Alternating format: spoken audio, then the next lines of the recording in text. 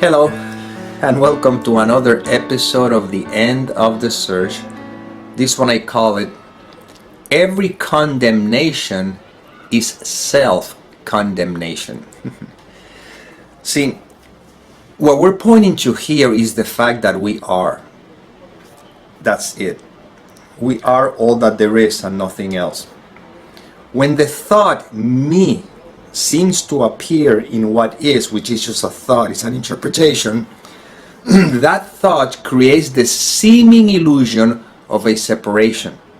Now, wholeness is all there is, and that wholeness is overlooked by the thought me. And now the thought me suggests that there's a thought you, others, world, me, little me, and the rest. See? So what happens is when that is overlooked, when I'm feeling any kind of sensations or something that I feel that they are mine, that they have to do with me, and then on top of that I suggest or assume that is created by something other, like something else is the source of what I'm feeling, the tendency of project, to blame, to condemn the other really is a self-condemnation, because we are all one and the same. So the thing here is that we're not negating what we're feeling or sensing or anything. We're just simply open to notice how the mind operates, because in the end we are always reacting to thoughts, to whatever the thoughts are interpreting. But when we can see life as is, thoughts appear, sensations appear, experiences appear, but none of that has any effect on what I am, and this is what these videos are always pointing to. So the moment I condemn, I have to be condemning myself, because again, there's only one. And the condemnation only comes as a result of believing that first I'm a separate individual, and now I think that something outside of me can actually has an effect on me. Now, you're looking, or looking seems to be happening, and thought gets in the way and begins with interpreting. Now, looking is one thing, but now with the thought, now I am looking, that is the first thought, and then I am looking at, and then I can go ahead and label whatever labels I want to come up with. Those labels are thoughts, aren't they? So when there's a recognition that I am, it's not that you recognize that you are. Again, this is the limitation of language. I'm not talking to you person to person. However, this is the image that seems to appear in all there is, and we want the practicality of this, which means that right now, when there's no identification with the content of the mind, what remains is what is, which is where this is pointing to. The what is, which is not separate from anything, not only cannot condemn, consequently cannot condemn itself. But when there's an appearance of a seeming me, and we believe the thought, this is who I am, when I find myself condemning, I have to be condemning myself. That's why I'm always experiencing the pain of the judgment that I feel towards the other. Because there's no other. There's only oneness. There's only me. Not me as a person, little me, but there's only me-ness. See? Also, that's all that there is. So, when I invite all the time, if you don't identify with the content of the mind, what remains, the invitation is for you to look at what the obvious. It's not the invitation for you to find something.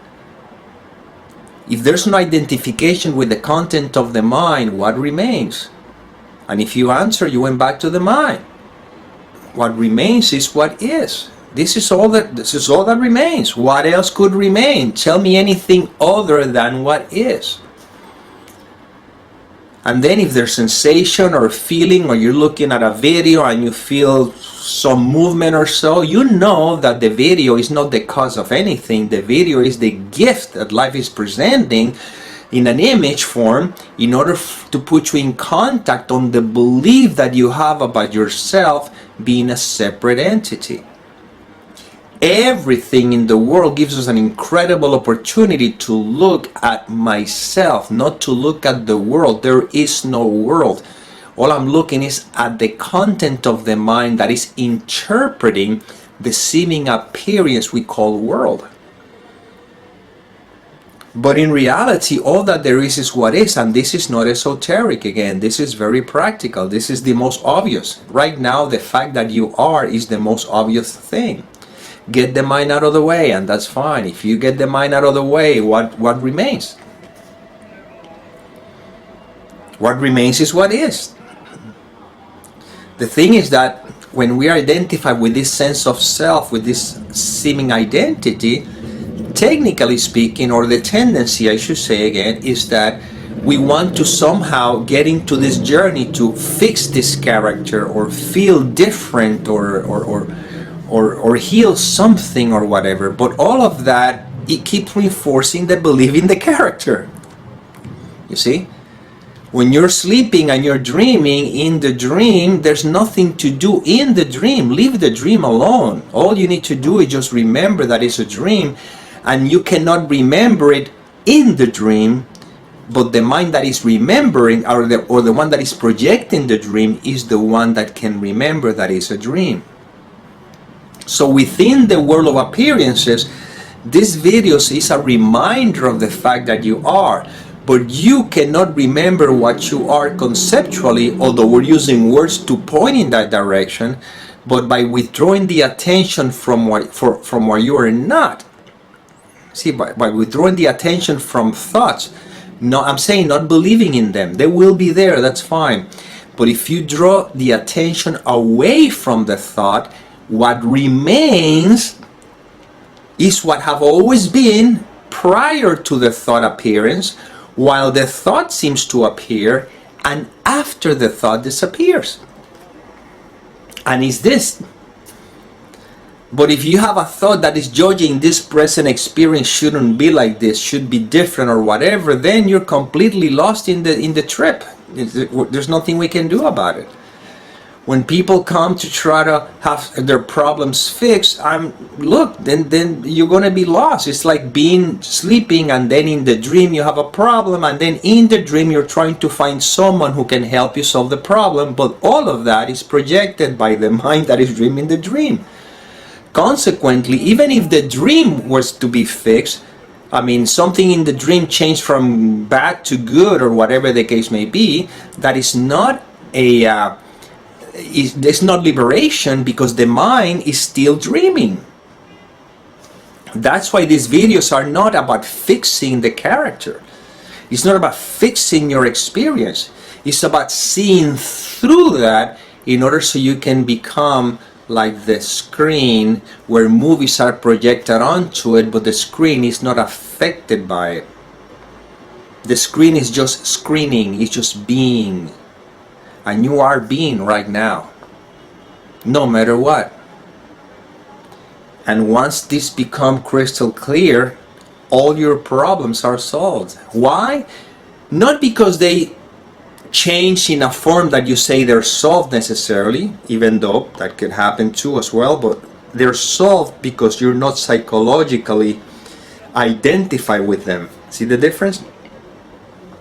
You're simply being, and see how life is unfolding on its own, because now you know you are alive. You're not concerned about what happens in the dream. You're just simply being conscious of the fact that it's a dream that has nothing to do with you.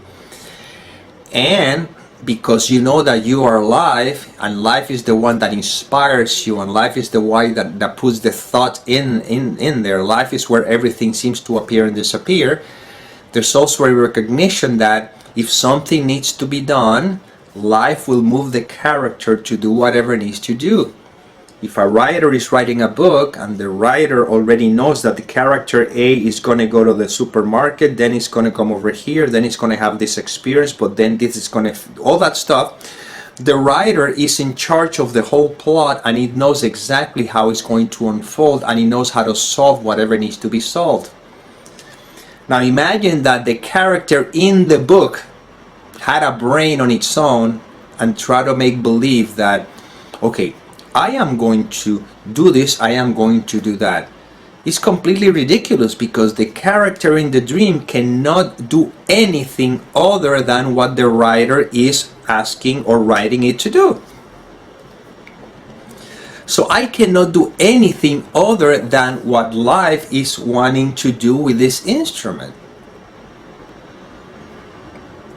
When there's a when I forget that I am, and again, this is paradoxical because even if I were to forget that I am, then it's because life wanted to forget that it is through this instrument. So again, that's why we're not the doer. If you have any questions about this, suggest you to go to the video entitled "Do We Have Free Will?" I suggest check that video. The link is in the description, because once you watch the whole video, then everything pretty much become clear. So now, once again, going back to the topic in discussion, when you know that you are, because you're resting in what is, not that you know that you are, but again, limitation of language, then it's obvious that any condemnation towards another has to be a condemnation on myself. Because all it's doing is reinforcing the false belief that suggests that there is a separation. And there's no separation. All that there is what is. Call it love, call it essence, call it whatever you want to call it, but this is not a mind thing. It's just a fact, it's what is. The mind, thoughts, is the one that seems to get in the way of the obvious. Right now, if you don't identify with any thoughts, if you don't believe any thoughts, what remains? I'm asking you to notice, I'm not asking you to answer. What remains? See, there's no words for this. And yet you are. You see? You don't know what you are, you don't know who you are, but there's a fact, and it's that you know that you are. Are you not being right now? The problem is when the thought gets in the way and suggests that you are being as something. Yeah, I am being. I know that I am being. But who are you? Well, I am this person. My name is Nick. I was born in Puerto Rico. I am male. Whatever. No. This is not the being I'm speaking about. That's the description that you're giving to the false sense of identity. I am simply saying, if I take the thought, me, Nick, Puerto Rican, and everything, it doesn't matter what. Even the asking who I am, it doesn't matter. When there's no belief in any of the content of the mind, what remains? What remains is what is. And that's what you are. You are that. And there's nothing else. Okay, well, this is the inspiration that came through. I hope it served. And as always, may peace permeate the mind so that love can be extended.